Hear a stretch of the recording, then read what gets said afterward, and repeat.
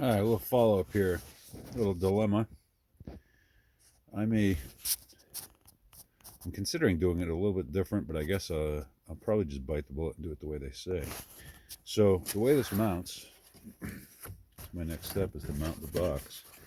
And so I realized, I realized that a little dilemma here on this Inferno heater install on the Can-Am X3. So this panel is like the easiest thing on the whole machine to just pop right off. I say that and then I can't get it off. It just pops off. I promise it just pops off. If you have two hands, it just pops off. I'm trying to do one hand. Okay, so it's just totally pops off. Pull it out, pull that out. Right? It's like the one easy thing to do on this machine. Well, and then it just snaps on. What they say to do is to rivet that, like with a permanent rivet. Well, rivets, you can remove them, but not one of the plastic rivets, like a real rivet, blind rivet, pop rivet, whatever you want to call it. So they say drill a hole in here and put that in. So now, if I want to remove this panel, before, like if this, I could have this panel in, kick panel, or whatever you want to call this thing. That goes in here. So if this thing is in, there we go. If this thing is in like so, and the dashboard is in the glove box goes, there's the glove box, it's backwards. So if the glove box is in, and that's in, and that's quite a few screws to remove the glove box out of that guy. I can still pop this out. But this still comes out right now. Right? And I can pull this right out. For some reason I need to get in there without removing the lunchbox, glove box, in this panel. There's a bunch of screws for each. It's kind of a million screws to get here. So, but now, if I do it the way they're saying, and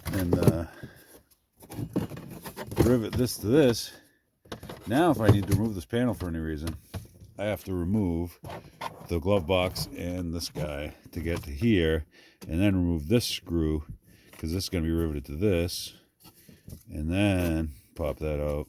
There's also a cover that goes over here. Anyway, I'm pretty annoyed by that this is not, like, I guess it would have been more cost, and trust me, I get it as a design engineer. You got to come up with a solution that works, and it is a pretty slick setup. Unfortunate to make this much harder to pull this easy panel off, though. So I was thinking about maybe if I put a threaded, like a nut clip type of deal on the back of there, but realistically, you don't want like a structural load on a thread sideways on a screw like that. It's not really good practice. You can get away with it in a lot of cases, but it's not, like for aerospace stuff, they would frown upon stuff like that. But so just pop this, clicks in. I guess I'll just do it their way, and if I ever do need, I can't really think of why I really need to get in there much. It's probably not a big deal. But anyway, just something to think about if you do this install. The other side is fixed. The other side doesn't matter. The other side, no, actually I say that. No, I take that back. Because this panel pops out too. I don't have it popped out right now. I believe it pops out the same way. I just didn't bother to pop it out because I didn't need to. But same deal, same mounting bracket there. So have to rivet that also. I mean, rivets is good structural shape. So, structural shear load transfer. Is that the right terminology, I think? So I guess I'll just bite the bullet and rivet it the way they say, and it is what it is.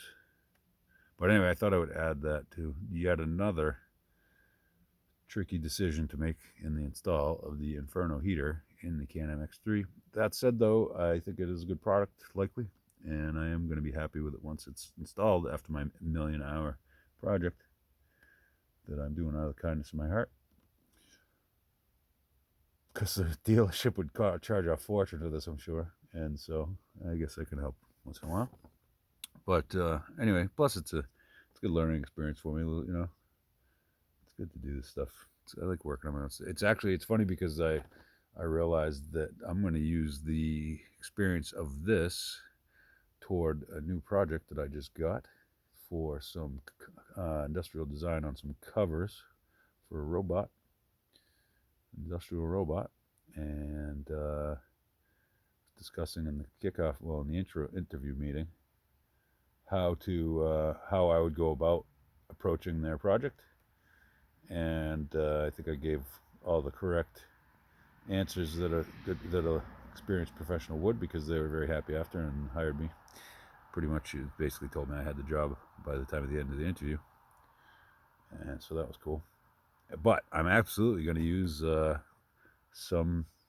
I'm going to copy what K&M does on a lot of these things and improve on it in a couple places. Like, well, the way this roof mounts on this, I didn't bring the roof with me because I didn't need to.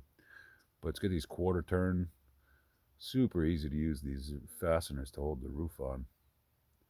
Like I don't know if they're considered what are the DZUS Zeus quarter turn stuff. I think it might be similar to that. I gotta compare. But I think, like, instead of thumb screws, I'm going to use stuff like that and these plastic clips that K&M, similar to K&M uses and stuff.